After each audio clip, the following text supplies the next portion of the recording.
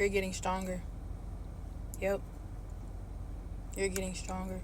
What the enemy sent to destroy you, God's gonna turn it around for your good. Yep. I was telling me earlier, he said, use that spiritual warfare to make yourself stronger, to grow stronger spiritually. Life got hands right now, go pray. This is your opportunity to get spiritually stronger. Don't let this spiritual warfare go to waste. Don't go through this for nothing. Leave with something. And by that something, I mean more clarity, stronger prayer life, deeper knowing of God. The stronger you get in the spirit, the more dangerous your artillery is. No weapon formed against you shall prosper, my friend. Sometimes it's not even what the enemy sent. Sometimes it's what God allowed to happen in your life so that you can have a deeper relationship with him, so that you can become stronger. The enemy is banking on you to lose your faith in God, to turn from him in these times. But if you play your cards right, it will only cause you to lean more into God and to have a deeper relationship with him and to be stronger in the spirit, so that when it does come back, those things happen in your life again, you can just slash it in the spirit and get it dealt with, because you know how to handle these things. Some things that didn't go your way, it was divine. Did it hurt? Yes. But has it made you stronger? Yes, it has. You're getting stronger. You're getting stronger. You may not feel it right now, but you're getting stronger. I know this is a generic saying. God is using this to prepare you, but literally, God is using this to prepare you. There's a shift happening right now. Growing out of that old mindset. You're growing out of these old things. And you're in that period where it's shifting and you're in that transition. The spiritual warfare is. But in this time of you wrestling between the old and the new, you're getting wiser. You're having to lean more into the Lord. You're getting wiser. You're becoming more mature. You're growing spiritually. Yes, there may be some confusion in the mix, but in the end, on the other side, is clarity. Don't be discouraged by the confusion or maybe the exhaustion that comes with this spiritual warfare. And I'm not saying this to downplay your feelings, because I've been there. I know what it's like to, be tired from the spiritual warfare, but that's when you need to fight back. That's when you see what you're going through and how the condition that your spirit is in, and you take it to the Lord. But both are beneficial to our souls. Both are beneficial to our lives, to our character development, okay, to becoming more like Christ. But sometimes it's not what you're doing wrong, it's what you're doing right. And the enemy is going to try to come against that. Or your old self that was comfortable is going to try to come against that. You're shedding of the old you and you're trying to welcome in the new. So sometimes there's that resistance. Sometimes there's that confusion in that transition. So instead of looking at God and being like, why is this happening to me? This is your time to, I'm picturing me literally holding hands with God now. And that's when you start using the weapons that he gave you instead of looking up to him asking why. That's when, okay, you recognize what's going on. I had a brain fart. But yeah, you recognize what's going on and you join with God instead of looking up like.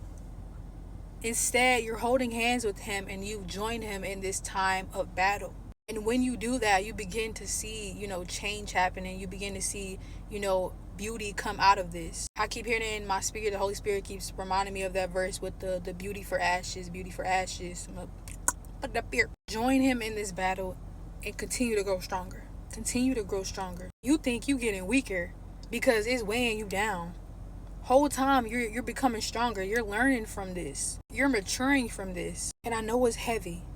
I know it's heavy, but as you continue and begin to join hands with God, he's going to give you the direction and the clarity and the revelation to be able to sift through it and be in the position to not only be victorious from it, but to help others be victorious, because it's allowing you to have an opportunity to share this side of God, to share this part of God, because you're joint in hand with him. And when you go through stuff with people, it makes your relationship with them closer.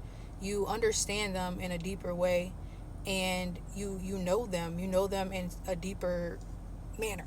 And that's how it is with God. You're literally joint in hand with him, and you've been able to have the opportunity to see him in a new light, to understand him in a deeper way.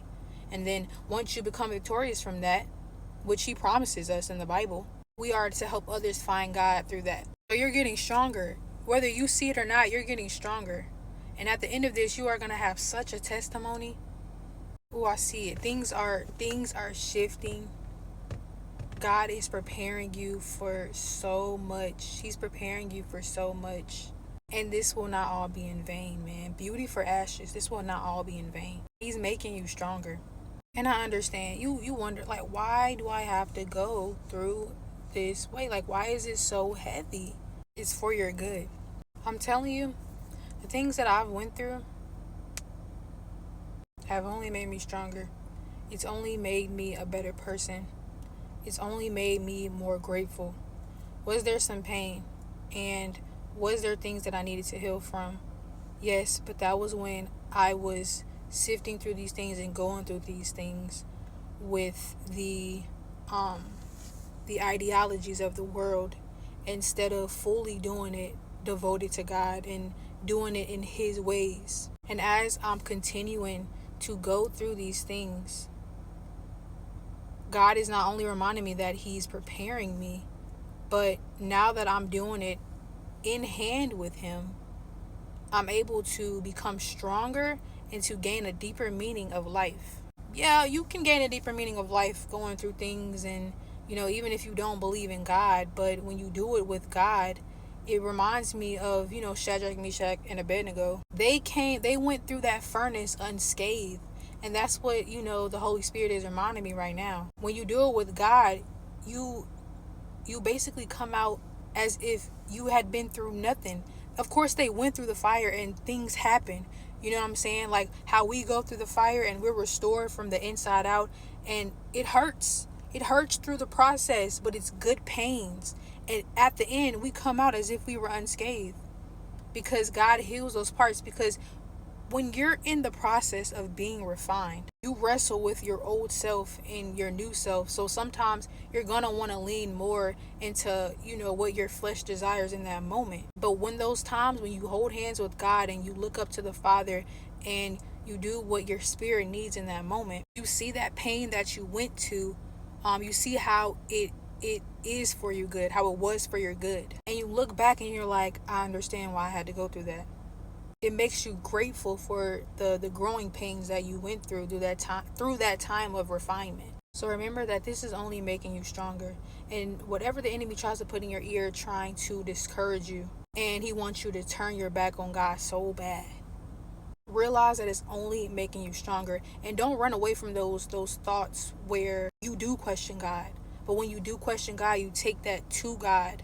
Allow your doubt and your questioning of God to be used as a way to become beautiful and to turn it around for your good. So you're like, God, I don't understand this. Like, I'm trying to see the vision. God, I'm not seeing it. That's your opportunity to go to him and for him to turn that into a beautiful thing, to turn it into a testimony, to turn it into a time to be able to save a soul in the future when you come out of this. Don't be afraid to wrestle, because you're going to come out on top.